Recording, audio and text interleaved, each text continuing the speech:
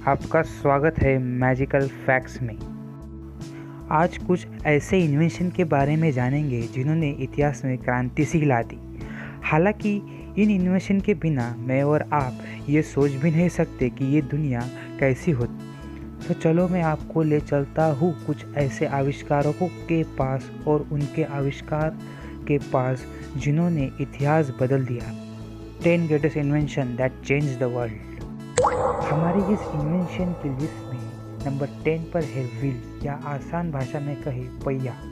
हालांकि अब हम इसके बारे में इतना नहीं सोचा करते, लेकिन हमारी ज़िंदगी में इसका कुछ अलग ही महत्व है।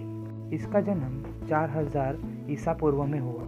हालांकि जब इसका जन्म हुआ तब इंसानों ने सेल्स बोट, कैनल और 2 जटिल म्यूजिकल इंस्ट्रूमेंट का भी आविष्कार कर लिया था और इसको इस्तेमाल करना भी शुरू कर लिया था। दस्तावेज तो ये बताते हैं कि फर्स्ट व्हील का इस्तेमाल पॉट मेकिंग के लिए हुआ करता था। इस पॉट मेकिंग का जन्म मेसोपोटामिया में हुआ, जिन्हें आज के दिन में कहा जाता है इराक, कुवैत, तुर्की और साइरिया।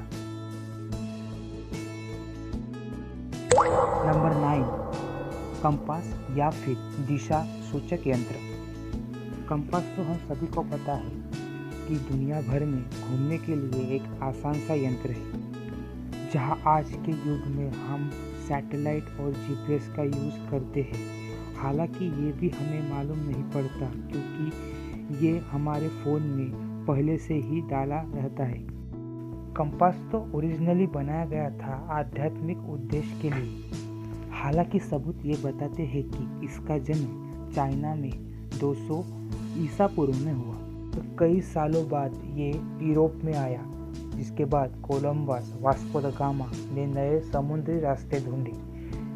अगर ये आविष्कार नहीं होता तो और कई सालों लग जाते महाद्वीपों को एक साथ जुड़ने में।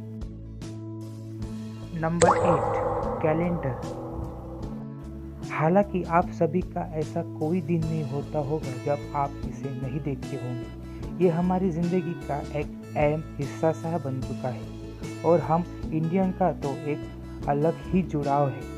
यदि मैं इसके जन्म के बारे में बात करूं तो इसमें बहुत से विवाद है, पर कई लोगों का यह कहना है कि ये बहुत पुराना है, कम से कम उतना ही पुराना जितना कि खुद लिखना या फिर राइटिंग।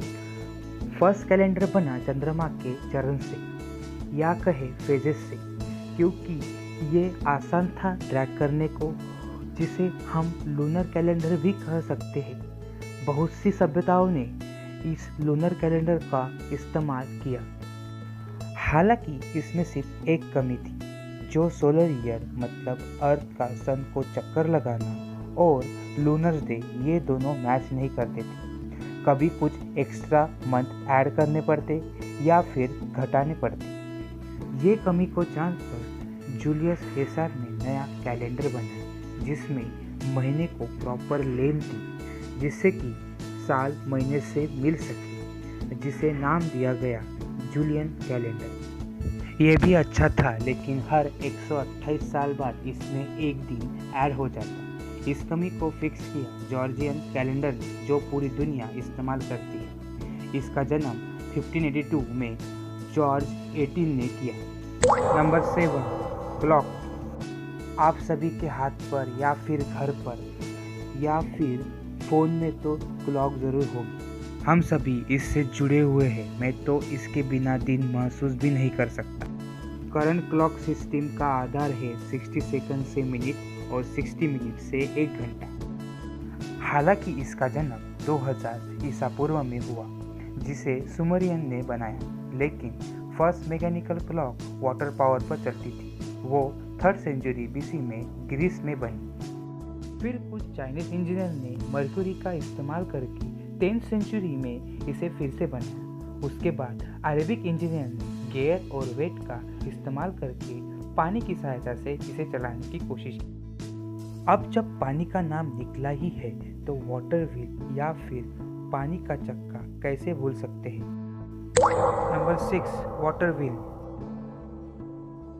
हालांकि इसका जन्म अलग अलग सभ्यताओं ने स्वतंत्र रूप से किया। जैसे कि एंशियंट ग्रीक, जहाँ इसका इस्तेमाल सिंचाई में हुआ करता था। दस्तावेज बताते हैं कि 3री या 1ली शताब्दी में इसका जन्म हुआ होगा। जहाँ ग्रीक इसे सिंचाई में, वहाँ चाइनीज ने इसका नया इस्तेमाल सीखा, हथियार और उपकरण बनाने में इसका इस्तेमाल किया। हालांकि कुछ दस्तावेज ये भी बताते हैं कि 4th सेंचुरी BC में भारत में पहली वाटर व्हील बनी, लेकिन इसकी अभी तक पुष्टि नहीं हो पाई है। Number 5, printing press. इसे हम माने या ना माने, लेकिन आधुनिक सभ्यता इस पर ही बनी। हालांकि हम सब जानते हैं जर्मन गोल्डस्मिथ जोहान्स गुटेनबर्ग, जिन्होंने ये हमें 1436 में दी। पर यह बात बहुत कम लोग जानते हैं कि गुटेनबर्ग ने प्रिंटिंग प्रेस को उन्नत बनाया, क्योंकि 9th सेंचुरी में चाइना और 100 साल पहले कोरिया में इसका इस्तेमाल शुरू हो गया था। गुटेनबर्ग ने 15वीं सदी में सिर्फ यूरोप में इसे लाया। प्रिंटिंग प्रेस ने तो क्रांति सी ला दी। जहाँ पहले कुछ अखबार किताबें बनती थी, अब वो बड़ी मात्रा में बनने लगी। गुटेनबर्ग का योगदान हम चाहकर भी नकार नहीं सकते। Number 4, steam engine. हालांकि पिछले 50 सालों में हमने जो हासिल किया वो पूरी इतिहास का 80% होगा। ना ही हम इसे नकार सकते हैं कि स्टीम इंजन या कहें भाप का इंजन आने के बाद इसकी विकास की गति बढ़ गई। स्टीम इंजन का जन्म हुआ स्पेनिश में, लेकिन इंग्लिशमैन थॉमस सेवर, जो कि एक इंजीनियर और आविष्कारक थे, उन्हें इसका क्रेडिट मिला।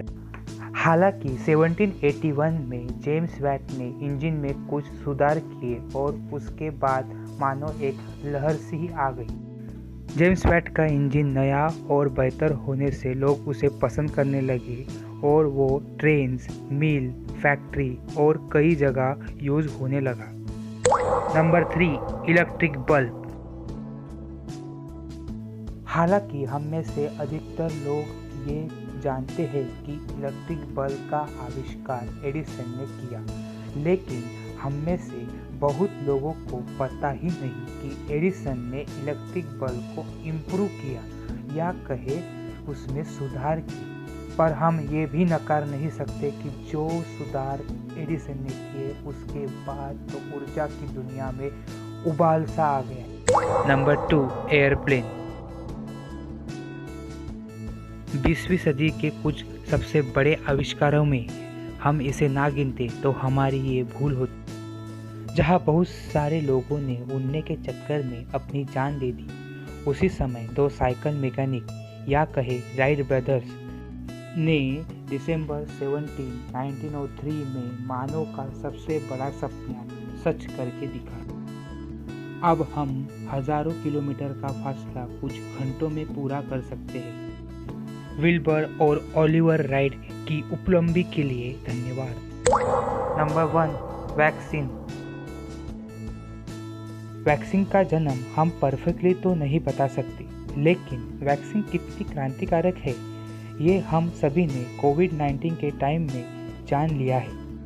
हालांकि 17वीं सदी में चाइना, 1796 में वेस्ट में एडवर्ड जेनर, 1897 में लुइस ने जो एक योगदान दिया, उसके बाद 1923 में अलेक्जेंडर जेनली ने एक उत्तम तरीका निकाला वैक्सीन बनाने का, और उसके बाद वैक्सीन बनती गई और आज सभी को मिलती जा रही। तो चलिए मैं चलता हूँ, फिर मिलेंगे कुछ नए मैजिकल फैक्ट के साथ। तब तक के लिए आप चैनल को सब्सक्राइब कर ले और बेल आइकॉन को ऑन कर ले for new notification. Thank you.